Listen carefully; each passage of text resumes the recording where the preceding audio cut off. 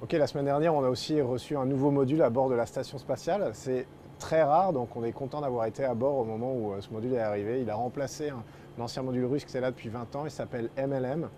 On a eu quelques aventures à la suite de ce docking, parce que malheureusement, quand on l'a intégré au système de la station, il s'est cru en plein vol, donc il a commencé à établir son orientation personnelle. Le seul souci, c'est qu'il a entraîné la station avec lui. Alors on a rapidement corrigé la situation, mais c'était, voilà, c'est l'espace. Parfois, ça ne marche pas comme on l'avait espéré, mais on a des procédures pour ça, on a l'entraînement et tout le monde était prêt. Je vais vous faire visiter ce module. On va vers l'arrière de la station, côté russe. Allons-y.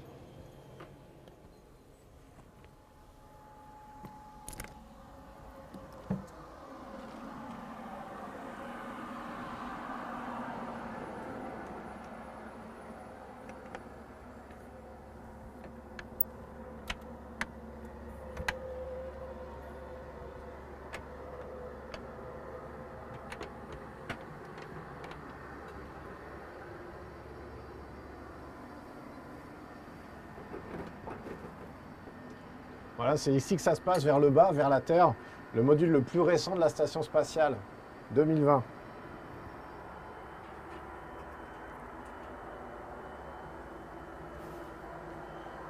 On voit ici le sas qu'on a ouvert. Alors à l'ouverture du sas, quand on a un module qui vient de l'espace, ça sent toujours un peu le chaud, un peu le brûlé, un peu, moi je trouve, la crème solaire. C'est vraiment le cycle thermique, l'exposition à la chaleur du soleil qui fait cette odeur un peu spéciale et qu'on a retrouvé encore une fois. On voit ici le couloir central était plein d'équipements. En fait, nos collègues russes ont vraiment commencé à tout ranger, à tout déplacer, mais c'est pas encore tout à fait fini. Donc on va faire attention. On va descendre vers le bas de ce module. Ici sur la droite, on a des toilettes, nouvelles toilettes à bord de la station spatiale. Ce sera notre troisième toilette. Alors ça a l'air d'être un détail comme ça, mais c'est quelque chose auquel il faut penser quand on est dans l'espace et avec l'augmentation des équipages à bord de la station spatiale. Voilà, il a fallu trouver des solutions, ça en fait partie. On est passé de 3 à 6 à 7 et bientôt peut-être encore plus de membres d'équipage. Ici, beaucoup d'équipements qui seront des équipements scientifiques, des équipements de recherche un peu à droite et à gauche.